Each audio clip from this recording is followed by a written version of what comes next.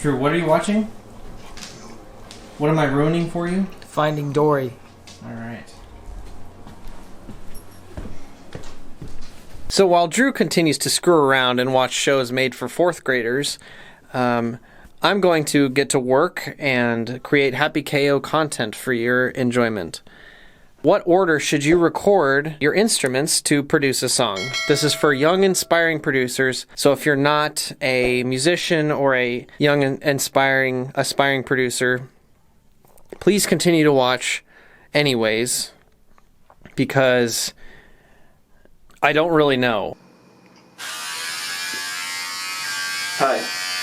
But please continue to watch, and then while you're at it, click like and subscribe. First thing I would probably do is record a scratch track on the guitar or the piano or whatever. Switch the microphone on and do it in one take, and just make sure that it's tolerable to listen to. Once you kind of have an idea and some tweaks and stuff you want to make, particularly with the tempo, you might want to make the tempo go faster, for instance. And a lot of you are probably thinking, well, we've already probably written the song by the time we were starting to record it. A lot of you don't, though, until you start putting it on paper. Just like you don't know what a painting is going to look like until you start actually painting it. Hold on a second. I haven't made a joke in a while.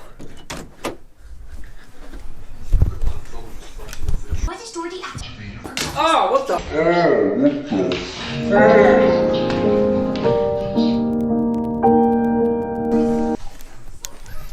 Okay, that'll work. So as I was saying, you may have to try a few times before you get it the way you want it to. Heck, you may even have to try different instruments than you were originally going to do. So there's really no set order to do this. I am slightly drunk, so if you can figure out what the song is gonna sound like, then record the fucking thing, idiot.